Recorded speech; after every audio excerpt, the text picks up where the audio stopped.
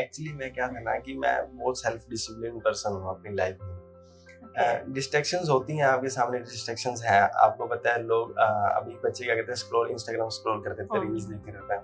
एक टाइम ऐसा भी था, अभी मैं बहुत इंस्टाग्राम पे एक्टिव हूँ, बट एक टाइम ऐसा भी था मैंने इंस्टाग्राम में छोड़ दिया था कि उसमें बहुत टाइम वेस्ट हो रहा। तो ये सब डिस्ट्रैक्शंस थी जो मुझे लगता है यही डिस्ट्रैक्शंस होती हैं। आप फोन चला रहे हो या फिर आप टाइम वेस्ट कर रहे हो, आप अपने जो स्टडी रूम है उसमें चले गए हो अंदर रूम में, बट वहाँ जाके पढ़ नहीं रहे हो। आप अपना गोल जो है आपका वो बैंकिंग एग्जाम को क्लियर करना हो, सबसे पहले गोल वही होना चाहिए आपका। जब आपका ये आपने सिलेक्शन ले लिया ना, सारे गोल आप अचीव कर पाओगे। आपको खुद नहीं पता लगेगा कि जो डिस्ट्रैक्शन जो आपको चीज़ डिस्ट्रैक्ट कर भी रही थी ना, वो सब चीज़ें आपके पास वापस आ जाती हैं। मैं क्या करता था, कई बार शाम को मेरे कॉलोनी में बच्चे क्रिकेट भी खेल रहे होते थे, छोटे से बच्चे थे, तो मैं उनके साथ जाके क्रिकेट भी खेलने लग जाता था। मुझे कॉलोनी के लोग कहते थे वो बच्चे हैं तो क्यों खेल रहे हो, मैं तो खेलूंगा मुझे तो अच्छा लगता है खेलना। क्योंकि फिर मैं जब मैं पढ़ने जाता था ना, तो मुझसे मुझे ज़्यादा पढ़ा जाता था, मेरी एफिशिएंसी उसके बाद ज़्यादा आती, प्रोडक्टिविटी ज़्यादा आती।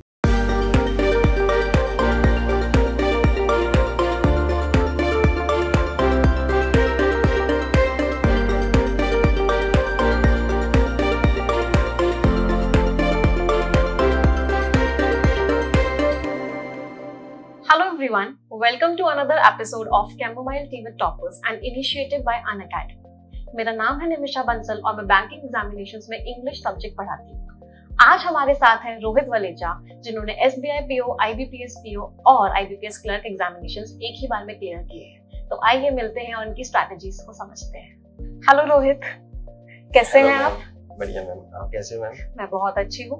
तो आपने SBI PO क्लियर किया, IBPS PO क्लियर किया, IBPS क्लर्क क्लियर किया, तो तीनों एग्जामिनेशंस आप साथ में टारगेट कर रहे थे, कोई एक पर्टिकुलर एग्जाम टारगेट कर रहे थे, कैसे आप टारगेट कर रहे थे एग्जाम्स को? नहीं मैम, मैं बैंकिंग के जो भी एग्जाम है सब सारा को एक साथ ही टारगेट कर रहा था। एक साथ, क्योंकि सिलेबस सब कुछ में सेम होता है। सिलेबस सब कुछ सेम होता है, सब सेम होता है, बस लेवल ऑफ डिफिकल्टी वो डिपेंड करती है। ओके, तो अभी आप कहाँ पे पोस्टेड हैं? अभी मैम मैं दयाला चेक में पोस्टेड हूँ, जम्मू कश्मीर। ओके, और आपकी ट्रेनिंग को कितना टाइम हो गया? अभी 1.5 इयर्स हो गए हमें ट्रेनिंग। कैसा लग रहा है? बहुत अच्छा लग रहा है। सो बहुत सारे हमारे यहाँ पे एस्पिरेंट्स हैं जो क्लियर करने का सपना देखते हैं एग्जामिनेशन को, तो आपको क्या लगता है कौन सी एक चीज है जो आपने बहुत कॉन्टिन्यूसली, बहुत कंसिस्टेंटली फॉलो की, जिसकी वजह से आपका एग्जाम क्लियर हुआ? कंसिस्टेंसी। सबसे पहले तो आपको कंसिस्टेंट रहना है, अपनी स्टडीज में कंसिस्टेंट रहना और हार्ड वर्क करना है पूरा। तो आप कोई स्केड्यूल फॉलो करते थे, कोई टाइम टेबल फॉलो करते थे, टू डू लिस्ट वगैरह कुछ ऐसा बनाते थे अपनी प्रिपरेशन के दौरान? हाँ जी मैम, मैं एक पूरा शेड्यूल अपना बनाता था कि कैसे आज कौन से सब्जेक्ट को क्या टाइमिंग देनी है, कैसे आज का डे प्लान करना है, कैसे वीक प्लान करना है, कैसे मंथ्स प्लान करना है। ये सारा मैं अपने प्लानिंग करके चलता था सब। अच्छा, प्रॉपर प्लानिंग करके चलते थे। और दिन में लगभग कितने घंटे पढ़ते थे? बच्चों का बहुत डाउट होता है कि मैम कितना पढ़े। दिन में मैं 7 to 8 आवर्स तो स्टडी करता ही करता था। उसमें 7 to 8 आवर्स पूरे डेडिकेटेडली मैं स्टडी करता था। कितने बजे उठते थे? उठता तो मैं सुबह 8 बजे था। अच्छा, 8 बजे उठते थे, और फिर आपका पूरा दिन आपका पूरा प्लान होता था, इतने बजे मुझे ये करना है, इतने बजे ये करना है। तो सबसे पहले तो ये बताइए कि बैंकिंग ही क्यों, मतलब बैंकिंग करने का सपना कहाँ से आया, कहाँ से मोटिवेशन आया? मैम जैसे मैं कॉमर्स बैकग्राउंड से था, तो मुझे था कि शुरू से मतलब मुझे इकोनॉमीज वगैरह, मार्केट, ये सब अट्रैक्ट करती थी बहुत चीज़ें। मुझे था कि मैं सीखूं इन चीज़ों को, कैसे इकोनॉमी कैसे काम कर रही है, कैसे बैंक काम कर रहे हैं। तो मुझे तब से ही था कि जब मैं पढ़ता था तो मुझे था कि यार मुझे इधर ऐसे इंस्टीट्यूशन में काम करना है, ऐसे ऑर्गेनाइजेशन में काम करना है जिसमें मुझे बहुत सीखने को मिले एंड मेरी ओवरऑल गोल्स। तो सबसे पहले कब स्टार्ट किया आपने प्रिपेयर करना? मैंने अपना प्रिपरेशन जो स्टार्ट करी है 2020 में स्टार्ट करी, मार्च 2020। अच्छा, फैमिली में कोई है आपके बैंकर जिसने आपको मोटिवेट किया हो या कहीं से कोई मोटिवेशन मिला? फैमिली में तो नहीं है मैम, बट मेरे नोन काफ़ी हैं। हमारी कॉलोनी में काफ़ी लोग हैं जो बैंक में सर्व कर रहे हैं। अच्छा, तो वहाँ से आपको एक थोड़ा सा मोटिवेशन मिला। और आपका एजुकेशनल बैकग्राउंड क्या है? मैम मैंने कॉमर्स, जैसे मैंने बताया मैं कॉमर्स स्ट्रीम से हूँ। मैंने अपनी ग्रेजुएशन बैचलर ऑफ कॉमर्स से करी है एंड उसके बाद मैंने मैम 1 ईयर स्कूल में टीच किया and then I started preparing for banking exam and फिर मैंने ma'am SBI PO, IBPS PO and IBPS clerk clear किया। तो आपने किस ईयर में अपनी प्रिपरेशन स्टार्ट की थी? मार्च 2020 में मार्च 2020 में जब आपने? लॉकडाउन हुआ। हाँ। तो एक्चुअली मैं जैसे मैंने बताया मैं स्कूल में टीच कर रहा था। हम्म। मैंने रेजिग्नेशन तो पहले ही डाल दिया, मुझे था कि मुझे प्रिपरेशन करनी है बैंकिंग एग्जाम्स की। तो मैंने फिर उसके बाद रेजिग्नेशन डाला और मैंने प्रिपरेशन स्टार्ट कर दी। तो फिर लॉकडाउन हो गया तो मेरे लिए वो चीज़ अच्छी होगी, क्योंकि आपको कहीं जाना नहीं है, आप बाहर नहीं जा सकते हो, तो आप घर बैठे पढ़ ही सकते हो। जी। तो मैंने सारा डे अपना फिर वैसे तब से मुझे तो आपने मार्च 2020 में अपनी प्रिपरेशन स्टार्ट की और आपको पहला रिजल्ट कब मिला अपना? पहला रिजल्ट मुझे मिला मैम जब मेरा IBPS PO प्री क्लियर हुआ। अच्छा। तो मुझे बहुत मोटिवेशन आई कि मैंने फर्स्ट अटेम्प्ट में प्री क्लियर कर दिया। तब से मुझे थोड़ा और मोटिवेशन हुई कि मैं कर सकता हूँ। और जो आपने फाइनल एग्जाम क्लियर किया वो आपका कौन सा अटेम्प्ट था? वो मैम मेरा सेकंड अटेम्प्ट था। सेकंड अटेम्प्ट में आपने तीनों बहुत बड़े एग्जाम्स निकाले, कांग्रेचुलेशंस सबसे पहले तो। ओके, सो जब आप लॉकडाउन के बाद आपने प्रिपरेशन स्टार्ट की तो आपका पहला स्टेप क्या था? मतलब आपने क्या सोचा, क्या समझा और किस तरीके से अपनी प्रिपरेशन स्टार्ट की? मैम क्योंकि पहले स्टार्ट करते हैं तो कुछ समझ नहीं आता, क्योंकि आपको कुछ पता नहीं होता आपको कैसे प्रिपेयर करना है। तो जैसे मैंने लॉकडाउन हुआ तो आप कहीं जा नहीं सकते थे। पहले मेरा प्लान था कि मैं कोई अपने इंस्टीट्यूशन ही अपने जो सिटी में इंस्टीट्यूशन में कोई अटेंड करूँगा क्लासेस, बट लॉकडाउन हो गया तो वो सब शट डाउन हो गया। फिर मुझे पता लगा कि अनअकैडमी एक ऐसा प्लेटफॉर्म है, आप पढ़ सकते हो। तो मैंने अनअकैडमी की पहले फ्री क्लासेस वगैरह ज्वाइन करी, तो मुझे लगा कि नहीं अच्छा रिजल्ट है इनका। तो फिर आप अनअकैडमी फ्री पर भी पढ़ सकते हो, बट आप जब अनअकैडमी प्लस सब्सक्रिप्शन ले लेते हो तो आप एक सिस्टमेटिकली पढ़ सकते हो। तो इसलिए मैंने पहले अनअकैडमी सब्सक्रिप्शन खरीदा पहले, फिर मैंने अपना पूरा सब टीचर्स को फॉलो किया और जैसे उनकी गाइडेंस थी मैं वैसे उनको फॉलो करता चला गया। बढ़िया। अच्छा, एक क्वेश्चन मेरा, बहुत सारे बच्चों का एक क्वेश्चन है, तो आपका फर्स्ट अटेम्प्ट नहीं हुआ, आपका सेकंड अटेम्प्ट हुआ, तो आपको अभी लगता है जब आप पीछे देखते हो कि मैंने कोई ऐसी मिस्टेक की थी या मैंने क्या ऐसी चीज की जो मैंने फर्स्ट टाइम नहीं की, सेकंड टाइम में मुझे समझ में आया, फिर मैंने अपनी तैयारी उस तरीके से की, तो ऐसी कोई मिस्टेक आपकी? यस मैम, काफी मिस्टेक्स थी। जब आप पहली प्रिपरेशन स्टार्ट करते हो तो आपको लगता है कि प्री जो है वही बहुत मतलब एग्जाम है मेन, तो आप प्री की करते रहते हो सारा दिन प्रिपरेशन, आप थोड़ा मेंस को इग्नोर ही करते हो। मैंने भी इग्नोर किया, तो मुझे पता नहीं था कि एग्जाम मेंस का लेवल क्या होता है। तो मैंने प्री क्लियर किया जैसे ही, तो मैं फिर मेंस का, तो क्योंकि ज़्यादा डेज नहीं होते हैं प्री और मेंस के बीच में, तो मैंने थोड़ी सी प्रिपरेशन करी और मैं चला गया मेंस में। मैं मेंस में गया तो मुझे पता लगा कि यह तो लेवल ही बहुत अलग है यहाँ का। तो आपको प्रिपरेशन पहले दिन से ही करनी है, बट वो भी चीज़ सही थी मुझे लगता है। उसके बाद मुझे प्री की प्रिपरेशन नहीं करनी पड़ी। फिर जब मुझे सेटबैक आया कि मुझे मेरा नहीं हुआ मेंस, तो मुझे समझ आया कि आपको प्रिपरेशन क्या करनी है एक्चुअली। तो ये चीज स्टूडेंट्स मैं भी आपको बहुत बार बोलती हूँ कि आप डे 1 से प्री प्लस मेन साथ में लेके चलो। अगर आप सिर्फ प्री करोगे, प्री हो सकता है निकल जाए लेकिन मेंस नहीं निकलेगा। जैसा कि रोहित ने हमें बताया कि प्री और मेंस में गैप बहुत कम होता है और प्री एक क्वालिफाइंग पेपर होता है, तो मेंस को आप 1 महीने में नहीं कर सकते, आपको मेंस को पहले से ही स्टार्ट करना पड़ेगा। हाँ जी राइट। सो अब हम बात करते हैं एक एक करके सब्जेक्ट्स की, स्ट्रैटेजीज की, कैसे कैसे आपने किया। तो पहले इंग्लिश से स्टार्ट करते हैं। तो सबसे पहले तो इंग्लिश बहुत सारे बच्चों का फोबिया होता है, तो पहले तो आप मुझे बताइए आप इंग्लिश मीडियम से हैं या हिंदी मीडियम से? मैं इंग्लिश मीडियम से। तो आपको जब आपने बैंकिंग एग्जाम्स के इंग्लिश को देखा तो आपको पहला क्या था कि इजी है, मॉडरेट है, डिफिकल्ट है, या क्या था आपका कि पहले करता आया हूँ मैं ऐसी चीजों को? तो मैं इंग्लिश मीडियम से था, बट मैं इतनी रीडिंग, क्योंकि यहाँ रीडिंग का थोड़ा ज्यादा होता है वेटेज, तो मैं रीडिंग नहीं करता था पहले, मुझे नहीं पता था रीडिंग कैसे होती है। तो जब मैंने मॉक लगाने स्टार्ट किए, मैंने ऐसी क्लासेस अटेंड करनी स्टार्ट करी, तो मुझे लगा कि नहीं ये इंग्लिश थोड़ी अलग है। वहाँ पे आपको लिटरेचर, आप क्योंकि आप स्कूल में पढ़ते हो लिटरेचर, यहाँ थोड़ा अलग ग्रामर भी है और रीडिंग कॉम्प्रीहेंशन भी है। तो मैंने स्टार्टिंग में न्यूज़पेपर वगैरह रीडिंग स्टार्ट करी, आपकी क्लासेस अटेंड करनी स्टार्ट करी। पहले सबसे फ्री क्लासेस स्टार्ट करी थी मैंने, जो आप यूट्यूब पर भी करवाते हैं एडिटोरियल क्लासेस अपनी। तो उससे क्या मुझे समझ आया कि एडिटोरियल पढ़ना कैसे है। वो मैंने अप्रोक्स 1 मंथ तक पढ़ा था। फिर मुझे खुद समझ आई कि खुद से कैसे पढ़ना है, क्योंकि आपको साथ के प्रिपरेशन के साथ साथ टाइम भी सेव करना है। तो फिर मैंने न्यूज़पेपर रीडिंग करता था इंग्लिश के लिए और आपके बैच लगाता था, परफेक्शन बैच लगाता था मैं आपके। अच्छा, बहुत सारे लोग कहते हैं कि न्यूज़पेपर रीडिंग में आप इजी न्यूज़पेपर पढ़ लो, हिंदू एडिटोरियल होता है जैसे इंडियन एक्सप्रेस होता है, इनकी लैंग्वेज थोड़ी टफ होती है, तो आपका क्या ओपिनियन है इसको हाँ, लेके? अगर आपको लगता है कि आपको रीडिंग में प्रॉब्लम आ रही है तो आप न्यूज़पेपर से पहले आप 5th 6th क्लासेस जो हैं उनकी आप इंग्लिश की बुक्स पढ़ सकते हो। आपको लगता है कि इंग्लिश थोड़ी हार्ड न्यूज़पेपर की हार्ड लग रही है तो आप 5th 6th क्लास जो 7th 8th क्लास की इंग्लिश की बुक्स पढ़ सकते हो, स्टोरीज पढ़ सकते हो। स्टोरीज आपको पता होती है उसको इंग्लिश में पढ़ो तो उससे क्या आपको इंग्लिश थोड़ी सी रीडिंग स्किल्स आपकी हैबिट बनेगी, आपको रीडिंग की हैबिट बनेगी। फिर आप न्यूज़पेपर पे आओ, स्लोली आप आओ और न्यूज़पेपर में आप जो इजी न्यूज़ लैंग्वेज होती है जैसे न्यूज़पेपर की आप पहले उनको फॉलो करो, फिर धीरे आप धीरे धीरे करके धीरे आप अपग्रेड करते रहो। लेवल अप करते हुए जाओ। आप मॉक टेस्ट देते थे इंग्लिश में? Yes ma'am, ma'am mock test कितने फ्रिक्वेंटली देते थे? स्टार्टिंग में तो मैम मैंने पूरा प्रिपरेशन भी था, मुझे था लर्निंग भी मैंने था कि पहले टेस्ट नहीं करना खुद को, पहले सीखना है। क्योंकि आप पहले ही टेस्ट कर लेते हो खुद को तो अपना कॉन्फिडेंस बिल्कुल डाउन हो जाता है। तो जब आप पूरा प्रिपेयर कर लेते हो फिर आप अगर देते हो मॉक तो आपको कॉन्फिडेंस फील होता है, फिर आपको आपकी मिस्टेक्स भी पता लगती हैं कि कहाँ आपकी मिस्टेक्स आ रही हैं। तो मैं मॉक्स जो लगाता था वो बेसिकली 2-3 मीन्स 2-3 वीक्स के बाद लगाता था, सेक्शनल भी लगाता था और फुल फ्लेज मॉक्स भी लगाता था। तो बहुत सारे स्टूडेंट्स का कहना है कि मैं परफेक्शन बैच जब आते हैं बहुत डिफिकल्ट लगता है, डे 1 डे 2 कुछ भी समझ नहीं आता, सब कुछ ऊपर से चला जाता है। आपके साथ भी वो चीज हुई थी? Yes ma'am.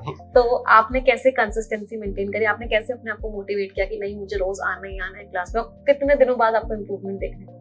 पहले तो मैं आया आपकी परफेक्शन क्लास में, मुझे लगा कि मैम क्या करवा रहे हैं ये तो आ ही नहीं रहा, लेवल ही नहीं आ रहा, ये आ भी रहा है तो मैं कैसे कर लूंगा पहले दिन से, और मैम तो सोल्व भी करवा रहे हैं साथ साथ।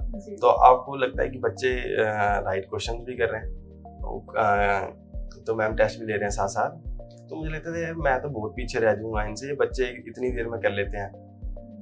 तो चलो बट फिर भी धीरे धीरे मैं बस यही था कि मैम अगर बोल रहे हैं कि आपको डेली क्लासेस में आना है, मैं डेली क्लास अटेंड तो करती हैं आपने, अभी स्टार्ट ही कर रहा है, चलो एक बार छोड़ देते हैं प्रैक्टिस को कि क्वेश्चन अटेंड नहीं करते क्योंकि सीखते तो है मैम कैसे करवा रहे हैं। तो मैंने सीखना स्टार्ट किया बट मुझे खुद नहीं पता लगा, विद इन 2-3 मंथ्स रेगुलरली मुझे अटेंड करने के बाद मुझे खुद फील इंग्लिश में अच्छा लगने लग गया कि ये तो मेरे से क्वेश्चन हो रहे हैं, कि ये जो मैम करवा रहे हैं इतने बड़े पैराजम्बल्स करवा रहे हैं, इतने बड़े बड़े रीडिंग कॉम्प्रिहेंशन करवा रहे हैं, ये आराम से हो जा रहे हैं आपसे, क्योंकि वो प्रैक्टिस ही आप ऐसे करवाते हो क्लासेस में। हाँ, लेवल अच्छा, आपको लेवल कैसा लगा? क्वेश्चंस जो एग्जामिनेशन में आते हैं और जब आप पेपर देने गए SBI PO मेंस, कहते हैं इंग्लिश बहुत डिफिकल्ट आती है SBI PO मेंस की, तो आपको वहां जाके लेवल कैसा लगा? मुझे इतना नहीं टफ लगा है क्योंकि मैं मॉक्स भी लगाता था तो हाई लेवल भी लगाता था, और आपकी क्लासेस भी जो है हाई लेवल की होती है, क्योंकि अपने को एग्जाम में जाना ही अगर मीडियम लेवल भी आ जाता है ना, तो अगर आपने हाई लेवल किया होगा तो आप मीडियम लेवल को भी सोल्व कर पाओगे इजीली, क्योंकि वहाँ एग्जाम में आपको स्ट्रेस भी होता है और जो इजी लेवल भी होता है वो भी आपको हार्ड लग रहा होता है। इसलिए मैं तो सबको यही बोलूँगा कि जो मैम लेवल करवा रहे हैं इंग्लिश का, आप हार्ड लेवल करके जाओ, अगर एग्जाम में देखो अगर वही आ रहा तो बहुत अच्छी बात है क्योंकि आपने प्रिपरेशन करी हुई है, अगर नहीं आ रहा एग्जाम में वो लेवल, अगर मीडियम लेवल आ रहा है तो आपके लिए ईजी हो जाता है सब कुछ सोल्व हो जाएगा। अब आते हैं क्वांट्स की प्रिपरेशन पे। एक बच्चों का बहुत कॉमन डाउट है क्वांट्स को लेके कि स्पीड बहुत ज्यादा मैटर करती है और उनकी कैलकुलेशन स्पीड बहुत फास्ट होनी चाहिए, तो आपका भी क्या ये ओपिनियन है, और अगर है तो आपने स्पीड कैसे इंप्रूव किया? मैम स्पीड फास्ट होनी चाहिए, नो डाउट स्पीड तो है ही कि आपको फास्ट चाहिए, बट आपके जो बेसिक्स हैं वो बहुत स्ट्रॉन्ग होने चाहिए। आप जो टॉपिक कर रहे हो वो बिल्कुल आपको क्लियर होना चाहिए कि आप कौन सा टॉपिक कर रहे हो और क्यों कर रहे हो, और आपको सब उसके क्वेश्चन, कोई भी क्वेश्चन अगर आ जाता है तो उससे आपसे वो क्वेश्चन सोल्व होना चाहिए। स्पीड तो मोस्ट इम्पोर्टेंट है, बट टॉपिक की अंडरस्टैंडिंग होना भी बहुत जरूरी है। तो स्टार्टिंग में जैसे मैंने प्री में जो है वो स्पीड का थोड़ा होता है, अगर आपकी स्पीड अच्छी है तो आप क्लियर कर लेते हो, बट मेंस में ऐसा नहीं होता। मेंस में आपको जो है आपको टॉपिक पे पूरी अंडरस्टैंडिंग होनी चाहिए, तभी आप क्लियर करते हो। तो आप किस तरीके से क्वांट्स आपने स्टार्ट किया, कितने घंटे आप रोज पढ़ते थे क्वांट्स को, कैसे प्रैक्टिस करते थे? मैं 2-3 आवर्स अपने डेली क्वांट्स को देता था। मैं जो अपने अनअकैडमी पे टीचर हैं आशीष अरोड़ा सर, उनकी क्लासेस अटेंड करता था। पहले तो स्टार्टिंग में क्योंकि मैंने स्टार्ट किया तो मैंने प्री के उनका बैच है प्री प्लस मेंस, उस पर मैंने सॉल्व किया, और वो मैंने उनका एक कोर्स है प्री प्लस मेन, वो मैंने एक बार नहीं मैंने 3 बार उनका वो कोर्स अटेंड किया है। फिर आपको समझ आता है कि हाँ लेवल क्या है, फिर आप प्रिपेयर हो पाते हो अच्छे से। तो मैं क्या करता था, उन्होंने जो बताया मुझे कि आपको ये सॉल्व करना है, वो टू डू लिस्ट भी देते थे मैथ्स की, और वो भी उनका लेवल भी बहुत अच्छा लेवल करवाते हैं, वो भी एग्जाम लेवल ही करवाते हैं, मेंस की भी बहुत अच्छी प्रिपरेशन करवाते हैं, तो मैं उनको फॉलो करता था इस तरह से। तो बेसिकली आपने बहुत अच्छे लेवल के क्वेश्चंस किए, खूब सारी प्रैक्टिस करी पॉइंट्स के लिए, जिससे कि आप मॉक्स आप कितने रहते थे पॉइंट्स के? मॉक्स मैं देता रहता था जब मुझे फील होती थी कि मैं टेस्ट करूं खुद को, हाँ, तो मैं मॉक्स देता था। और मैं सच में बहुत हार्ड लेवल क्वेश्चन सोल्व करता था। मैं अगर मॉक टेस्ट भी लगा रहा हूँ तो मॉक टेस्ट भी मैं यही आता था कि मुझे लेवल अच्छा चाहिए, चाहे मैं उसके बाद डिमोटिवेट हो जाता था, बट मुझे होता था कि यार मैं क्वेश्चन तो हार्ड लेवल ही सोल्व करने हैं। ये स्ट्रैटेजी बहुत स्टूडेंट्स की होती है, बहुत बच्चों से बात की जिनका एग्जाम क्लियर हुआ है। अगर आप इजी चीजों के पीछे भागोगे ना, इजी मिल जाए सिलेक्शन नहीं होगा। मोस्टली बच्चे क्या होते हैं ना, वो खुश होते रहते हैं प्री को क्लियर करके, और मॉक्स प्री के मॉक्स लगा के वो देख लेते हैं कि मैंने 35 आउट ऑफ 35 अटेम्प्ट कर लिए रीजनिंग में, क्वांट्स में भी। तो बट वो आपको नहीं, उतनी नीड नहीं है आपको मेन बात है मेंस की प्रिपरेशन करनी। मेंस की प्रिपरेशन बहुत इंपॉर्टेंट है। मेंस की तो बहुत इंपॉर्टेंट है। अब आ जाते हैं हम रीजनिंग पे। रीजनिंग में पजल्स पे आपने कैसे कमांड बनाई है? रीजनिंग पे सबसे पहले तो प्री वाली जो पजल्स होती हैं उन पे कमांड बनानी बहुत जरूरी थी, क्योंकि उसमें रीजनिंग में थोड़ा स्पीड का होता है। अगर आपकी स्पीड अच्छी है तो आप क्रैक कर पाओगे। तो आप पजल मैं डेली सोल्व करता था, 3 to 4 पजल्स मैं डेली सोल्व करता था प्री वाली। स्टार्टिंग में तो मैं 10 to 15 भी करता था, बट उसके बाद जब मुझे लगा कि अब मेरी ठीक प्रिपरेशन हो गई, फिर भी मैं 3 to 4 डेली करता ही था। और बाकी जो टॉपिक्स होते हैं जैसे ब्लड रिलेशन हो गया, सिलॉग्स हो गए, उनको बाकी जो टॉपिक्स हैं उनको भी आपको नेग्लेक्ट नहीं करना, क्योंकि वो भी मोस्ट इम्पोर्टेंट है। बच्चे क्या करते हैं कि पजल्स पे फोकस करते हैं, तो आपको पजल्स पे फोकस नहीं करना, सारा फोकस करना है पजल पे, बट ये नहीं कि आप बाकी जो टॉपिक है उनको नेग्लेक्ट कर रहे हो। तो आपको ईच एंड इक्वली टॉपिक को अच्छे से पढ़ना है, और आपको नहीं पता एग्जाम में आप क्या फेच कर पाओगे, कहाँ से कौन से टॉपिक पे मार्क्स फेच कर पाओगे। एग्जैक्टली। अच्छा, एक क्वेश्चन और, क्रिटिकल रीजनिंग आपने क्वेश्चंस मिले थे आपका एग्जाम में, तो वो कहाँ से आपने प्रिपेयर किया था? वो आंसर्स कैसे आपके ठीक निकले थे या गलत निकले थे, या आपने स्किप कर दिया था, क्या किया था? मैम पहले तो मैं क्रिटिकल रीजनिंग को स्किप ही करता था। मैंने कुछ टीचर्स भी देखे हैं जो बोलते हैं कि इनको ना स्किप कर दो, तो मैंने देखा कि पजल आप मेंस में जाओगे जब, तो रीजनिंग की ऐसी पजल होती है जिसमें आपको 45 मिनट्स भी लगे था, उसके बाद भी आपको पता नहीं कि आंसर आएगा ही नहीं आएगा, सोल्व होगी या नहीं होगी, तो मार्क्स कैसे फैच करें रीजनिंग। तो बाकी टॉपिक से कर सकते हैं, और प्लस क्रिटिकल रीजनिंग है। मोस्ट बच्चे इसको नेग्लेक्ट करके चलते हैं कि क्योंकि टीचर्स भी कुछ बोलते हैं कि इसमें तो मार्क्स नहीं आएंगे आपके, बट उसमें क्या था ना कि रीडिंग स्किल्स आपकी बहुत मैटर करती है उन क्वेश्चन में। क्रिटिकल रीजनिंग में वही आपने अगर अच्छे से इंग्लिश पढ़ी हुई है, अगर आपने अच्छे से इंग्लिश की प्रिपरेशन करी हुई है, इंग्लिश लैंग्वेज की रीडिंग कॉम्प्रीहेंशन की, तो आप अच्छे से वो पार्ट कर पाओगे। प्लस मैं क्या बच्चों को मुझे नहीं लगता बच्चों को ये बात पता होगी या नहीं बात पता होगी, ये मैंने खुद, आपने भी शायद मुझे नहीं, आपके परफेक्शन कोर्स ने भी मुझे नहीं बताया था कि क्रिटिकल रीजनिंग हो जाएगी यहाँ से। मैंने खुद ये चीज एक्सप्लोर करी कि जो आप अपने परफेक्शन कोर्स में करवा रहे हो वो आप क्रिटिकल रीजनिंग में भी काम आ रहा है। आप क्वेश्चंस करवाते थे स्ट्रेंथ वाले की, तो वो क्रिटिकल रीजनिंग में भी यूज हो रहे थे। तो मुझे लगता था कि ये तो मैंने क्वेश्चन करे हैं, कहाँ से करे हैं, वो इंग्लिश सेक्शन से करे हैं। बेसिकली क्रिटिकल रीजनिंग एक तरीके से इंग्लिश का ही पार्ट है, ये बच्चों को नहीं समझ आता। राइट, बहुत सारे बच्चे स्किप कर लेते हैं, जबकि उसमें मार्क्स आप आसानी से लेके आ सकते हो। वही आपको इंग्लिश सेक्शन स्ट्रॉन्ग करना पड़ेगा, और मोस्ट स्कोरिंग सब्जेक्ट जो है मेंस में इंग्लिश ही है, क्योंकि आपको सोल्व कुछ नहीं करना, आपको पढ़ के आंसर देना है, आपको अपना माइंड में ही कुछ करना है और आपको सोल्व हो जाएगा।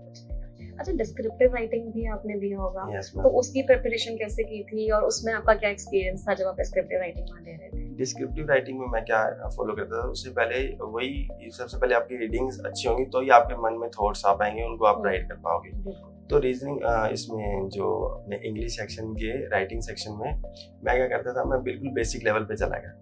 मेरे एक नॉन थे, वो इंग्लिश के टीचर थे, मैंने सच में उनको लेटर, मतलब जो भी लेटर होते थे या पैसेज, मैं खुद से टॉपिक सिलेक्ट कर लेता था, चेक करके मैं उनको भेजता था कि मुझे चेक करके देखो कि कैसे है। तो पहली बार उन्होंने चेक किया कि उन्होंने कहा जी ये तो बहुत ही लो लेवल है, ये थोड़ा अपना लेवल बढ़ाओ, रीडिंग करो और ये पॉइंट्स करो, थोड़ा आप रीडिंग और करो। तो फिर मैंने सोचा कि हाँ मुझे और थोड़ा लेवल अपग्रेड करना चाहिए इसका, तो आपकी क्लास भी देखता रहता था मैं, उसमें भी आप बताते रहते थे, कोई आप टिप्स देते रहते थे कि आप उसमें डिस्क्रिप्टिव राइटिंग में ये पॉइंट्स भी डाल सकते हो, ये पॉइंट्स भी डाल सकते हो। प्लस मैं एक चीज, मेरे एक कजन थे, वो एक इंग्लिश का एग्जाम होता है PTE, तो वो पढ़ रहे थे। तो उन्होंने मुझे ना टेम्पलेट्स दी, कुछ टेम्पलेट्स होते हैं, फिक्स टेम्पलेट्स, क्योंकि जो डिस्क्रिप्टिव राइटिंग है ना उसमें आपकी स्पेलिंग मिस्टेक्स नहीं होनी चाहिए और ग्रामेटिकल मिस्टेक नहीं होनी चाहिए।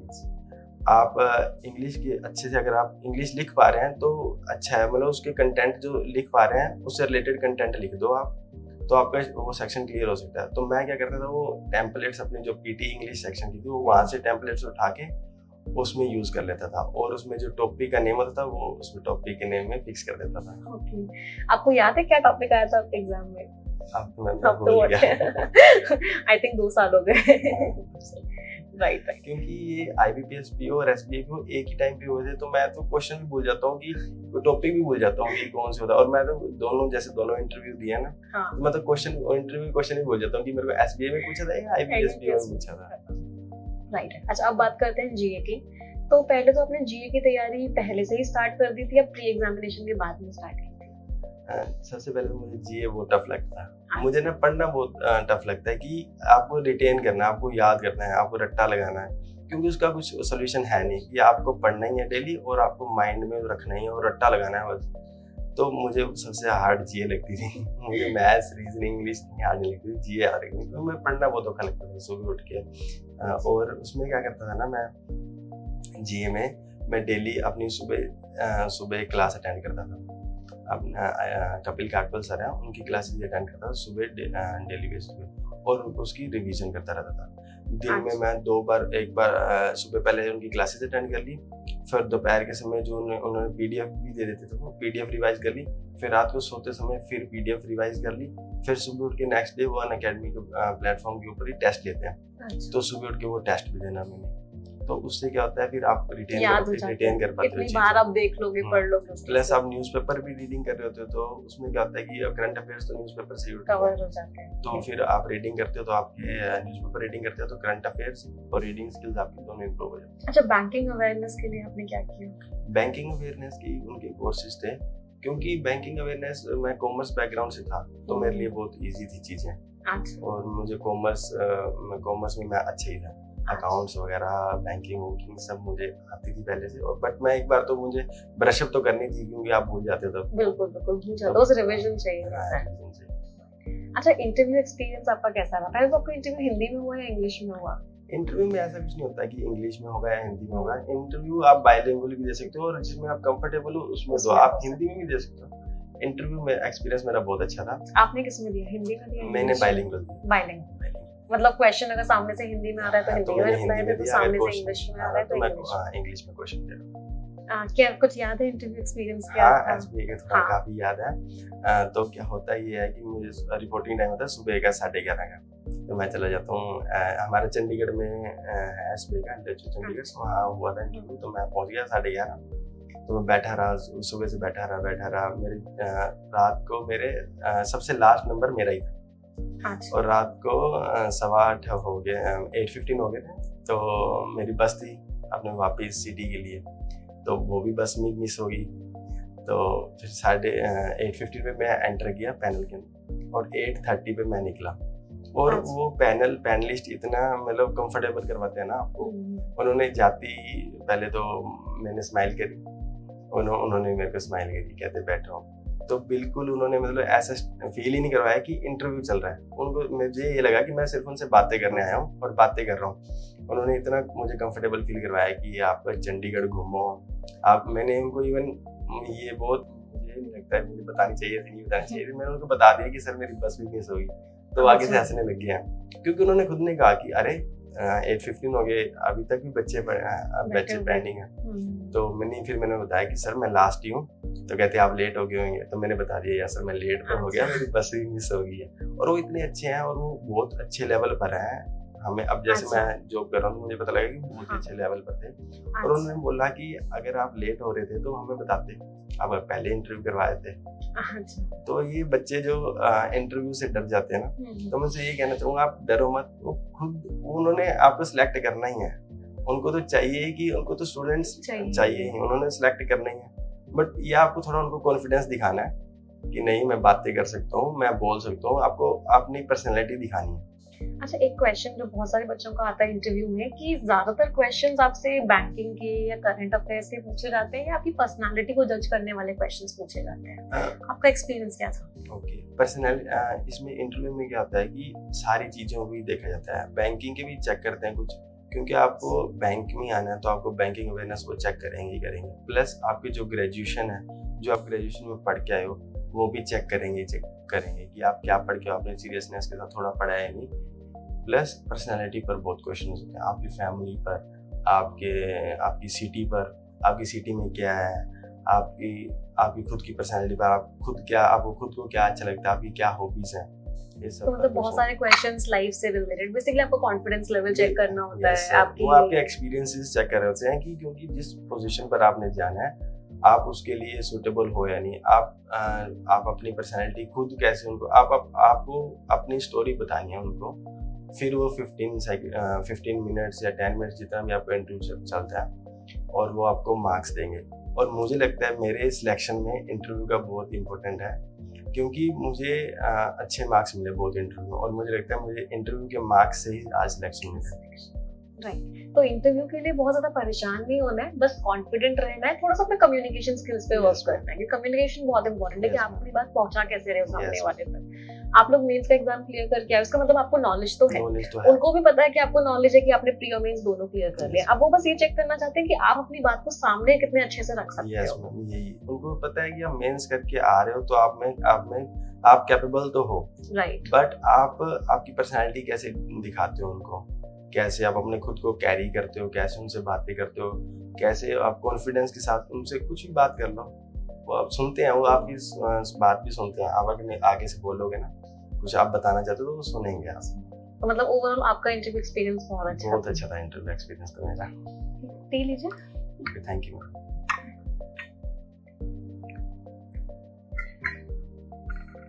अच्छा, पढ़ते पढ़ते ना एक पॉइंट भी आता होगा जब परेशान हो जाते हैं, डीमोटिवेट हो जाते हैं, रिजल्ट्स नहीं मिल रहे होते, तो आप अपने आप को हमेशा मोटिवेटेड कैसे रखते थे, और क्या पढ़ाई के अलावा भी आप और कोई एक्टिविटी करते थे उस दौरान? यस मैम, मैं तो डेली डीमोटिवेट होता था, क्योंकि मैं क्वेश्चंस ही ऐसे सॉल्व करता था ना हार्ड, जिससे मैं थोड़ा डीमोटिवेट हो जाता था, बट वही चीजें मुझे पुश करती थी। तो उसके अलावा मैं स्टडी के अलावा खुद को खुश रखता था, क्योंकि आपको प्रिपरेशन करनी है ना, तो आपको सबसे पहले खुद को खुश रखना है। तभी अगर आपका माइंड खुश होगा, अगर आपकी हेल्थ अच्छी होगी, तभी आप एक अच्छा एग्जाम क्रैक कर पाओगे। अगर आप डिस्टर्ब रहोगे, अगर आप डिमोटिवेटेड रहोगे, अगर आप डिप्रेस्ड होगे, तो आप एग्जाम सच में क्लियर नहीं कर पाओगे, आप बाकी चीज़ों को परेशान होगे, आप नहीं क्लियर कर पाओगे। तो मैं उसके लिए क्या करता था, डेली सुबह उठता था, मेडिटेशन जरूर करता था। मैंने अब तो शायद मैं जॉब में आ गया तो मुझे टाइम नहीं मिल पाता, या मेरा स्केड्यूल ऐसा हो गया, मैं बिजी हो गया थोड़ा, अब नहीं कर पाता। जब मैं प्रिपरेशन टाइम में था ना, तो मैं डेली मेडिटेशन करता था हाफ एन आवर, क्योंकि उससे उसके बाद लाइफ में मुझे बहुत क्लैरिटी आने लगी। आपको समझ आने लगती है कि आपकी क्या स्ट्रेंथ और क्या वीकनेस है, और कुछ सब मुझे पता है कि स्टडी तो करनी ही करनी है, वो तो आपको करनी ही करनी है, और उसके अलावा भी कुछ चीज़ें हैं जो शायद कोई बात ही नहीं करता है, वो करनी चाहिए। लाइक मेडिटेशन हो गया, आप सब बोलते हैं कि सैक्रिफाइस करने चाहिए, फ्रेंड्स के पास नहीं जाना चाहिए, तो मैं तो क्या जब भी डिमोटिवेट होता मैं अपने फ्रेंड्स के पास जरूर जाता, मैं अपनी फैमिली के साथ जरूर बैठता था, डेली बातें करता था उनसे, या कभी मुझे कुछ नहीं समझ आता था तो मैं क्या करता था, इवनिंग में वॉक करने चला जाता था, अपने हेडफोन लगाता था और वॉक करने चला जाता था, 1-2 घंटे वॉक ही करता रहता था। उससे मुझे बहुत चीज़ें हेल्प करती थी, क्योंकि मैं सॉन्ग सुनने लग जाता था, सॉन्ग सुनता था, वो करते करते सॉन्ग सुनता था, और सॉन्ग भी पूरे मोटिवेटेड सॉन्ग सुनता था, तो वो चीज़ें बहुत हेल्प करती हैं आपको। राइट, क्योंकि एक मुझे लगता है जो जर्नी है ना सिलेक्शन तक की, इस जर्नी में एक मिक्स करना पड़ेगा, एंजॉय करते हुए जर्नी को करेंगे तो हो जाएगा, अच्छा ही होगा। और कई लोग क्या करते हैं, मोस्टली लोग यही बोलते हैं कि सैक्रिफाइस करो, अपने फ्रेंड्स को सैक्रिफाइस करो, अपने फैमिली फंक्शंस को सैक्रिफाइस करो। नो डाउट करने चाहिए, बट ये नहीं कि आप सारा कुछ ही सैक्रिफाइस कर दो। अगर आप सब कुछ अपने फ्रेंड्स को छोड़ के, अपनी फैमिली को छोड़ के आप सिलेक्शन कर भी लोगे, तो खुश वो नहीं होंगे ज्यादा। अगर आप उनके साथ ही रहोगे हमेशा, अपने फ्रेंड्स आपको बुला रहे हैं, अगर आप जाओगे उनके फंक्शन अटेंड करोगे, उनकी खुशी में खुश होगे, तो फिर आपकी खुशी में खुश होंगे। आज मेरे फ्रेंड्स सब वही फ्रेंड्स हैं जिनके पास मैं जब मैं डीमोटिवेटेड होता था तो मैं जाता था, आज भी मेरे वही फ्रेंड्स हैं, अब वो मेरे को मिलते हैं। अच्छा, उनको भी खुशी होती है कि वो भी प्राउड फील करते हैं मेरे पे, और मुझे भी अच्छा लगता है, मेरी फैमिली बहुत प्राउड फील करती है, तो ये सब अच्छा लगता है। तो मतलब एक बहुत इंपॉर्टेंट लर्निंग क्या है, एंजॉय द जर्नी। कूल रहो, चिल रहो, कोई टेंशन नहीं लेनी, कोई परेशान नहीं होना, डिप्रेशन में नहीं आना, बस अपनी मेहनत करनी है, अपनी टू डू लिस्ट बनानी है, उसको फॉलो करना है पूरे दिन, और बस अपने ऊपर वर्क करना है। Yes ma'am. अच्छा, अब जब आपकी जॉब लग गई है तो सबसे पहले तो आपका एक्सपीरियंस कैसा है, फर्स्ट मंथ आपका कैसा निकला?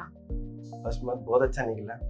आप क्या था, आपको फिर एक्चुअली आप पहले तो आप बिहाइंड दी आप काउंटर जाते हो, पहले आप एज ए कस्टमर ब्रांच में विजिट करते हो तो आपको लगता है कि हाँ बहुत अच्छा है, बट आप बिहाइंड जाते हो तो आपको वर्किंग समझ आती है कि एक्चुअली में वर्किंग क्या है, और वो अच्छी भी है, नो डाउट। खुद के एक्सपीरियंसेस होते हैं, मेरी तो अभी तक तो बहुत अच्छी रही है। अभी आपकी ट्रेनिंग चल रही है? अभी मेरी ट्रेनिंग चल रही है। तो आप अलग अलग जगह विजिट? यस, मैं अलग अलग। स्टार्टिंग 6 मंथ्स आप कहाँ पे थे? स्टार्टिंग में मैं 6 बठिंडा ही था। अच्छा। फिर सेकंड 6 मंथ भी बठिंडा ही था, वो सेम बस ब्रांच चेंज। अच्छा, ब्रांच चेंज। और अब मैं जम्मू दयाला चक में पोस्टेड हूँ। जम्मू तो बहुत सुंदर जगह है। जम्मू तो बहुत सुंदर। हाँ जी, मैं घूमता रहता हूँ, मैं बहुत घूमा हूँ। जैसे मेरा सिलेक्शन हुआ तो अब क्या होता है ना कि आपकी सैलरी क्रेडिट होती है, हाँ। तो उसके बाद आप अपने शौक पूरे करते हो, आप अपने घूमते हो, अपने फैमिली को कुछ बाइक गिफ्ट्स देते हो, वो सबसे बड़ी खुशी होती है। वो सबसे बड़ी खुशी होती है। आप अपने फ्रेंड्स को कुछ उनको पार्टी वगैरह करते हो, आप सबको खुश कर, मतलब अच्छी चीज है जब आपकी सैलरी क्रेडिट होती है। और सबसे बेस्ट गिफ्ट जो मैंने खुद को दिया मेरी सैलरी के बाद, जो मेरा सपना था, ये मुझे लगता है हर बॉयज का बॉय होता है कि बाइक खरीदनी है। अच्छा। कि अपने खुद पैसे से बाइक खरीदनी है। बहुत बढ़िया। कौन सी बाइक खरीदी आपने? मैंने जावा पेराक खरीदी। अरे वाह। मैंने सेकंड मंथ ही मैंने खरीदी, और मुझे बहुत प्राउड फील हुआ कि मैं अपनी पूरी फैमिली को लेके गया हूँ और मैं खुद ही उधर चेक काट के दे रहा हूँ, तो ये बहुत अच्छा लगता है। बहुत अच्छा लगता है, बहुत बढ़िया। और पापा भी देख रहे हैं साथ बैठ के कि अच्छा लगता है। इतनी मेहनत जो आपने की, उसका रिजल्ट ये फाइनल आया, बहुत बहुत खुशी की बात है। पेरेंट्स के लिए बहुत एक प्राउड मोमेंट है। आपके पेरेंट्स जब खुश होते हैं ना, तो सबसे बेस्ट चीज वही है। और आप उनको क्या ही गिफ्ट कर सकते हो, और उनको नहीं चाहिए आप उनको बेस्ट से बेस्ट स्मार्टफोन दे दो, उनको नहीं चाहिए। उनको चाहिए कि हमारा बेटा अच्छे से स्टैंड हो जाए और हम मतलब रिस्पेक्ट मिले सोसाइटी में। उसके बाद जो मुझे तो रिस्पेक्ट मिलती है, बट मेरे जो पेरेंट्स को रिस्पेक्ट मिलती है, कोई भी रिलेटिव्स आते हैं या कोई भी नोन मिलते हैं उनके, तो वो उनको कंग्रेचुलेट करते हैं, वो बहुत खुश होते हैं, मेरे को बताते भी हैं कि आज वो मिले थे तो उन्होंने हमें बोला कि कंग्रेचुलेशन। मुझे भी खुशी मिलती है कि हाँ यार कुछ तो अच्छा किया है। बहुत अच्छा किया है। बहुत बच्चों का सपना होता है कि SBI में जॉब मिले, PO असिस्टेंट मैनेजर की पोजीशन मिले। वंडरफुल, बहुत अच्छे।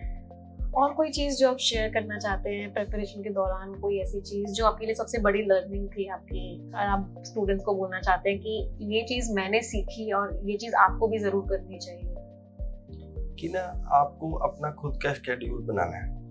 नो डाउट आपको टीचर्स को फॉलो करना है, क्योंकि टीचर्स की भी एक अपनी पर्सनल लाइफ होती है, उनकी खुद के भी प्लान्स होते हैं, तो उन्होंने बैच भी अपने अकॉर्डिंग सेट किए होते हैं। बट अब ये आपको डिसाइड करना है कि आपको कौन सा शेड्यूल करना है। तो कई टीचर्स की क्लासेस क्लैश भी करेंगी आपस में। तो मैं क्या करता था ना कि पहले स्टार्टिंग में तो मैंने 6 मंथ में लाइव क्लासेस अटेंड करता था सब टीचर्स की। तो मैं परेशान हुआ, खुद भी कभी कभी परेशान होता था कि मुझे लाइव क्लास अटेंड करनी है बट क्लैश हो रही है, वो अटेंड करूँ या ना। तो उसके बाद मुझे समझ आई कि मुझे खुद का शेड्यूल बनाना चाहिए। मैं क्या करता था, नेक्स्ट डे क्लास को अटेंड करता था, जब वो रिकॉर्डेड हो जाती थी, अपडेट हो जाती थी। तो उसमें क्या करता था, मुझे जब मैं 1.5x पे भी देख लेता था, मैं 2x पे भी देख लेता था, और मैं क्या करता था, खुद क्वेश्चन सोल्व करता था। मैं कभी कोई क्लास में आया हूँ और ऐसा कभी नहीं होता था कि मैंने क्वेश्चन खुद सोल्व ना किया। मैं पहले खुद पॉज करके पहले खुद कोई भी क्वेश्चन होता मैं खुद सोल्व करता था पहले। वो चाहे मुझे आधा घंटा भी लग रहा है या 40 मिनट्स भी लग रहे हैं, कोई पजल बनानी है तो उसमें आधा घंटा भी लग रहा है, 40 मिनट्स भी लग रहे हैं, तो कोई बात नहीं। तो उसके बाद आपको लर्निंग समझ आती है कि हाँ मैं कहाँ मिस्टेक कर रहा था। और ये अभी लर्निंग टाइम है, तो आप जितना ज़्यादा हो सकता है सीखो। आप जो अपने क्लासेस में पैरा जंबल वगैरह करवाते थे, रीडिंग एक क्वेश्चन है जिसमें पैरा जंबल भी है, जिसमें रीडिंग कॉम्प्रिहेंशन भी है, उसमें वोकैब के क्वेश्चंस भी है। उस क्वेश्चन को लिटरली मैं 40 मिनट्स आपकी वीडियो पोस्ट कर दी, 40 मिनट सोल्व भी कर रहा हूँ। मुझे समझ नहीं आ रहा कि सोल्व करना क्या, 40 मिनट्स हो गए थे सोल्व में, बट फिर भी मैं करता रहा, खुद से कोशिश करता रहता था। मैम ने तो समझा ही देना मुझे। वो मैं जब वीडियो देखूंगा तो मुझे समझ आ जाएगा मैं काम इसलिए कर रहा हूँ, बट आपकी लर्निंग तभी डेवलप होगी जब आप जब आप खुद से उस खुद चीज से को क्वेश्चन सॉल्व करें। अच्छा, एक क्वेश्चन और जो स्टूडेंट्स का आता है, कंप्यूटर एप्टीट्यूड के लिए आपने कैसे तैयारी करी? कंप्यूटर एप्टीट्यूड के लिए मैंने कोई तैयारी नहीं करी, क्योंकि इतना कंप्यूटर एप्टीट्यूड का कोई नहीं वेटेज आता नहीं है। होता। वो बेसिकली आता है आरआरबी पीओ में। लेकिन जैसे मेंशन होता है, बच्चों को बहुत कंफ्यूजन होता है कि मेंशन होता है ना, मेंशन से जैसे यस मैम, होता है हाँ। रीजनिंग एंड तो आपने कोई तैयारी नहीं करी, बेसिकली आपको बहुत ज्यादा क्वेश्चंस देखने को भी नहीं मिले, मुश्किल मिलेंगे से नहीं, इक्का दुक्का क्वेश्चन। आता भी नहीं, मुझे नहीं लगता है, या फिर आता भी होगा तो अपने इग्नोर ही कर देते हैं उस चीज को, क्योंकि वो मैटर नहीं करती ना। आपको क्या ही करना है, आपको कंप्यूटर तो आजकल सबको आता ही है, आजकल सब टेक अब बहुत बेसिक क्वेश्चंस आते हैं। हाँ, राइट। तो स्टूडेंट्स की लाइफ में बहुत डिस्ट्रैक्शंस होते हैं, आपकी लाइफ में कोई डिस्ट्रैक्शन था? एक्चुअली मैं क्या था ना कि मैं बहुत सेल्फ डिसिप्लिन पर्सन हूँ अपनी लाइफ में। डिस्ट्रैक्शंस होती हैं आपके सामने, डिस्ट्रैक्शंस हैं, आपको पता है। लोग अभी बच्चे क्या करते हैं, इंस्टाग्राम स्क्रॉल करते रहते हैं, रील्स देखते रहते हैं। एक टाइम ऐसा भी था, अभी मैं बहुत इंस्टाग्राम पे एक्टिव हूँ, बट एक टाइम ऐसा भी था मैंने इंस्टाग्राम में छोड़ दिया था कि उसमें बहुत टाइम वेस्ट हो रहा। तो ये सब डिस्ट्रैक्शंस थी जो मुझे लगता है यही डिस्ट्रैक्शंस होती हैं। आप फोन चला रहे हो या फिर आप टाइम वेस्ट कर रहे हो, आप अपने जो स्टडी रूम है उसमें चले गए हो अंदर रूम में, बट वहां जाके पढ़ नहीं रहे हो। तो आपको ये सब चीजें नहीं करनी है। और डिस्ट्रैक्शन अगर आपको अपनी लाइफ में है भी ना, तो उसको छोड़ दो। आप अपना गोल जो है आपका, वो बैंकिंग एग्जाम को क्लियर करना हो, सबसे पहले गोल वही होना चाहिए आपका। जब आपका ये आपने सिलेक्शन ले लिया ना, तब वो जो गोल है ना आपके सारे क्लियर हो जाएंगे, सारे गोल आप अचीव कर पाओगे। आपको खुद नहीं पता लगेगा कि जो डिस्ट्रैक्शन जो आपको चीज डिस्ट्रैक्ट कर भी रही थी ना, वो सब चीजें आपके पास वापस आ जाती हैं। जैसे आप अपने इंस्टाग्राम स्टार्ट कर दिया है, वापस कर दिया तो। आप डेली कोई टाइम टेबल बनाते थे? क्या स्केड्यूल रहता था आपके पूरे दिन का? यस मैम, मैं डेली शेड्यूल बनाता था। सुबह उठते ही जैसे मैंने बताया, मैं मेडिटेशन करता था। पहले तो मेडिटेशन, फिर मैं क्या करता था, करंट अफेयर्स की क्लास लगाता था। क्योंकि आप सुबह सुबह अगर अपने अच्छे माइंड से, अगर माइंड जब फ्रेश है, तब आप एक करंट अफेयर्स की क्लास लगा लेंगे तो शायद वो ज़्यादा रिटेन रहती है। करंट अफेयर की क्लास लगाने के बाद मैं न्यूज़पेपर रीडिंग कर लेता था। और अगर मुझे कोई लगता था कि मुझे शायद ये टॉपिक पे कोई क्वेश्चन करना चाहिए, तो मैं कोई वही क्वेश्चन सॉल्व कर लेता था। फिर मैं अपना थोड़ा ब्रेकफास्ट के लिए जाता था, मैं रेस्ट करता था 1 आवर। फिर मैं आपका परफेक्शन कोर्स की, अगर मैं पहले कभी रिकॉर्डेड, क्योंकि जब मैंने रिकॉर्डेड स्टार्ट कर दी तो मैंने शेड्यूल स्टार्ट कर लिया था। और फिर मैं परफेक्शन क्लास की क्लास डेली लगानी होती थी। 11:30 बजे, मैंने 11:30 बजे से लेके जितने टाइम क्लास चलेगी, तो वो मुझ पर होता था कि मैंने क्लास को कितना टाइम तक चलाना है, क्योंकि मुझे सब क्वेश्चन सॉल्व करने हैं। और फिर उसके बाद मैं कोई भी किसी टीचर्स की, जैसे मैथ्स करनी है तो मैथ्स कर ली, अगर रीजनिंग मेरे को लग रहा है तो मैंने रीजनिंग क्लास अटेंड कर ली, मेंस वाली। और मैं बहुत मेंस कंटेंट बहुत सॉल्व करता था। फिर मैं अपना लंच के लिए चला जाता था, रेस्ट करता था। मैं अपने आप को बहुत खुश रखता था प्रिपरेशन में ना, अपने आप को पहले मेरी प्रायोरिटी रहती थी, मैं खुद पहले फ्रेश रहूं। मुझे लंच करना है तो मुझे लंच करना है, ये नहीं तब मुझे डिस्ट्रैक्शन नहीं चाहिए। बच्चे क्या करते हैं, लंच भी साथ कर रहे हैं, सामने क्लास चल रही है, आपको नहीं, वो चीज नहीं करनी है ना। आपको लंच करना, आप अच्छे से लंच एंजॉय करो, आप टेस्टी फूड खाओ, अपने मम्मा को बोलो। क्योंकि घर रहता था तो मैं तो मम्मा को बोलता था कि आज ये बनाओ, आज वो बनाओ, तो खाता, वो भी एंजॉय करता था। और फिर मैं 1 आवर की स्लीप भी लेता था उसके बाद दोपहर में। फिर मैं स्टडी स्टार्ट करता था। फिर मैं 2-3 घंटे फिर अपने पूरे डेडिकेटली पढ़ा। फिर शाम को अगर फ्रेंड्स के पास जाना तो फ्रेंड्स के पास चला गया 1.5 आवर या 2 आवर, या फिर मुझे वॉक करने जाना तो मैं वॉक करने चला गया। फिर आगे वापस से पढ़ने बैठ गया, फिर डिनर वगैरह किया, फिर रात को 1-2 घंटे फिर पढ़ा, फिर सो गया। मतलब आपने पूरा एंजॉय भी किया है हर चीज को, अपनी प्रिपरेशन भी बहुत अच्छी की है, तो मतलब बहुत अच्छा एग्जाम्पल है सभी स्टूडेंट्स की। लेकिन परेशान नहीं होना है, बिल्कुल परेशान नहीं होना है। बहुत आराम से एंजॉय करते हुए सारी चीजों को टाइम देते हुए, अपनी हेल्थ के ऊपर भी ध्यान देते हुए, मेडिटेशन तो बहुत इंपॉर्टेंट है, ये मैं आपको हमेशा बोलती हूँ, मेडिटेशन करते हुए बस अपनी प्रिपरेशन पे ध्यान रखें। और ये चीज आई थिंक मुझे आपकी बहुत अच्छी लगी कि आप जो काम करते हो उसको फुल फोकस के साथ करते हो। फुल फोकस के साथ करना है। मैं अपने फ्रेंड के साथ भी हूँ ना, तो मैं नहीं सोचता मैंने क्या पढ़ना है घर जाके, मैं उनके साथ ही एंजॉय कर रहा हूँ। मतलब जिस मोमेंट में हो उसी मोमेंट को आप एंजॉय कर रहे हो। पढ़ाई है तो पढ़ाई, फ्रेंड्स है तो फ्रेंड्स। अगर खेलना, मैं क्या करता, कई बार शाम को मेरे कॉलोनी में बच्चे क्रिकेट भी खेल रहे होते थे, छोटे बच्चे थे, तो मैं उनके साथ जाके क्रिकेट भी खेलने लग जाता था। मुझे कॉलोनी के लोग कहते थे बच्चे हैं तो क्यों खेल रहे, मैं तो खेलूंगा मुझे तो अच्छा लगता है खेलना। क्योंकि फिर मैं जब खेल के जब मैं पढ़ने जाता था ना, तो मुझसे मुझे ज्यादा पढ़ा जाता था, मेरी एफिशिएंसी उसके बाद ज्यादा आती थी, प्रोडक्टिविटी ज्यादा आती थी, माइंड बिल्कुल फ्रेश हो जाता था। ये चीज बहुत बहुत मुझे भी बहुत अच्छी लगी। स्टूडेंट्स आपको भी ये चीज जरूर फॉलो करनी चाहिए कि जो भी काम करो फुल फोकस के साथ करो। और जो चीज आपको अच्छी लगती है ना, आपको सपोज पेंटिंग अच्छी लगती है, आपको डांस करना अच्छा लगता है, आपको कोई भी आपको हॉबी जो आपकी है, जो आपको अच्छा लगता है, वो जरूर करो साथ। आपको ताकि आप खुद को खुश रख पाओगे ना, तो वो ज्यादा बेटर होगा। बिल्कुल, बहुत बहुत अच्छी चीज। अच्छा, एक क्वेश्चन और मेरा कि आपके साथ भी ऐसा होता था कि रिश्तेदार ताने मारते थे या घर के पड़ोसी वड़ोसी, आपको ऐसा कभी वो वाला फेज आया कभी जब लगा कि नहीं यार मुझे बुरा लग रहा है, ये लोग मुझे ऐसा क्यों कर रहे हैं, या मैं अब ऐसा कुछ, ऐसा कभी ऐसा फेज आया?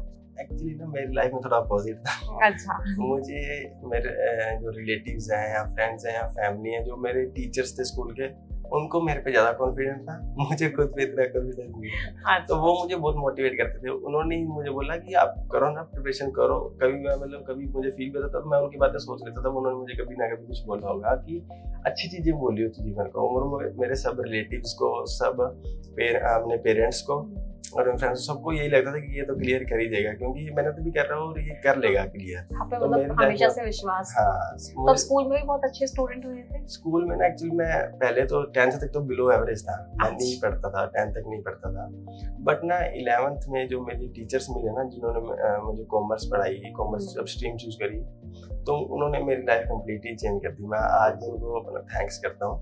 उन्होंने मुझे बहुत मोटिवेट किया और मुझे चीज़ें समझ में आने लगी, क्योंकि साइंस मेरे को नहीं समझ आती थी, मुझे समझ नहीं आता। तो मैंने कॉमर्स लेनी करा ना, तो मुझे समझ आने लगी चीज़ें। प्लस मुझे वो टीचर्स बहुत मोटिवेट करते थे और उन्होंने मुझे बताया कि आप में कैपेबिलिटी है। मुझे टीचर्स ने समझाई ये बात कि तेरे में कैपेबिलिटी है, तू कर सकता है, तो तू कर।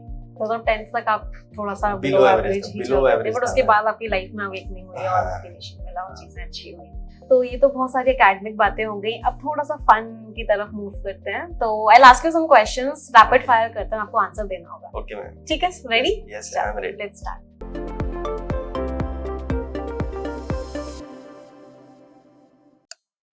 If you had to change your name, what would your new name be and why would you choose that name? If I have to choose my name, then I'll keep my name Virat, Virat. because I'm a fan of Virat Kohli. Okay. What movie has everyone else seen around you but you haven't seen it yet? Which movie? Offner, which is recently in news. Okay. Is there any application that you hate but you use it? Instagram, You hate Instagram? because it takes up your आपको time. पता नहीं लगता कि आप कितना time उसमें आपका waste हो जाता है। Right. If you could change one thing about your upbringing, what would that be? I don't want to change. I think मेरी best upbringing हुई है। Wonderful. What is the one food that you would never give up? Butter chicken. Okay. What is the stupidest thing that you have done in your life? मैं बिना बताए अपनी family को river पे नहाने जाता था। अच्छा, okay. तो ये बता सकते हैं? हाँ बिल्कुल, why not? So अगर पूरी दुनिया की अटेंशन आप ही के ऊपर और everybody is watching you, तो आप क्या कहना चाहेंगे? एक सबसे पहले ना, आप अच्छे इंसान बनो। आपको पता भी नहीं लगेगा आपको क्या सब कुछ मिल जाएगा। आप एक अच्छे इंसान बनोगे ना, आप जेलसी वगैरह ये मत रखो किसी से। आप खुश हो, किसी खुशी में खुश हो, लोग आपकी खुशी में खुश होंगे और एक अच्छे इंसान बनो। बिल्कुल, नेगेटिव इमोशंस को कह दो बाय बाय। ऐसा क्या झूठ है आपकी लाइफ में जो सबको लगता है बट वो है नहीं एक्चुअली? कि मैं एरोगेंट हूँ। Okay, but you are not arrogant. अगर आपको काम करना हो बट आपको पैसे की जरूरत नहीं है, तो आप ऐसा कौन सा काम है जो आपको लगता है कि आप अपनी लाइफ टाइम करोगे उस काम को? लोगों को सर्व करना, किसी भी चीज में लोगों की हेल्प करना। In what veg? लाइक अगर कुछ भी उनको हेल्प चाहिए, लाइक वो कोई हॉस्पिटल्स में उनको कोई हेल्प चाहिए, ब्लड चाहिए उनको, तो I am always So ready you for do it. that. You organize camps, आप blood Yes, donation के camps yes. वगैरह करके बस लोगों की हेल्प कर। हेल्प करना चाहिए। What job would you be absolutely horrible at? Singing. So that was a wonderful rapid fire round and आपने बहुत quick and spontaneous answers दिए. So for that आपके लिए एक hamper है from Chamomile TV Toppers team and congratulations. Thank you so much. So this is your hamper. So overall experience कैसा था आपका CTWT में? मैम मुझे बहुत अच्छा लगा जब CTWT से कॉल आया। मुझे बड़ी प्राउड फील हुआ कि यस क्योंकि मैंने अपनी जो प्रिपरेशन है इसी के एक सत्यम जी का इंटरव्यू था अंकुश लांबासा के साथ, उसको देख के स्टार्ट करी थी। तो जब मुझे कॉल है मैं बहुत खुश हुआ, मैंने अपने पेरेंट्स के साथ ये न्यूज़ शेयर करी, वो भी बहुत खुश हुए। तो ओवरऑल एक्सपीरियंस बहुत अच्छा था। मुझे भी बहुत अच्छा लगा आपसे बात करके एंड आई होप लर्नर्स को बहुत बेनिफिट होगा आपके सारे एक्सपीरियंसेस से। सो कोई मैसेज जो आप एस्पिरेंट्स को देना चाहेंगे? तो सभी एस्पिरेंट्स को मैं यही बोलना चाहूँगा कि आप डिप्रेस्ड मत हो, डीमोटिवेटेड मत हो, आप अपना हार्डवर्क करते रहो, कंसिस्टेंसी मेंटेन करते रहो, अच्छा क्वेश्चन सॉल्व करते रहो, अच्छे टीचर्स को फॉलो करते रहो और अपने आप, और मोस्ट इम्पोर्टेंट अपने आप को खुश रखते रहो। अगर ये सब चीज़ें करोगे तो आप 100% आप सिलेक्शन ले पाओगे। एंड मोस्ट इम्पोर्टेंट आप खुद से सच बोलते रहो, आप खुश मत होते रहो, प्री वगैरह सोल्व करके सब मेंस के सब अच्छे कंटेंट सोल्व करते रहो एंड कंसिस्टेंट रहो। सो बहुत अच्छा मैसेज दिया रोहित वलेचा ने and it was a wonderful experience. So Rohit, you want to tag a topper जो नेक्स्ट CTWT इंटरव्यू में आए? Yes ma'am, I want to tag 2 topper and they are my close ones. One is Shubham Nayak and one other is Shreya Dogra. So Shubham and Shreya, chamomile tea with toppers की टीम आपको बहुत जल्दी contact करने वाली है एंड आई होप हम लोग मिलेंगे और आपका इंटरव्यू लेंगे। आई होप स्टूडेंट्स आप लोगों को ये वीडियो बहुत अच्छा लगा होगा। अगर आपके कोई भी क्वेश्चंस हैं जो आप टॉपर से पूछना चाहते हैं या चाहते हैं कि मैं इंटरव्यू के दौरान टॉपर से पूछूं तो आप प्लीज कमेंट में हमें जरूर बताइए।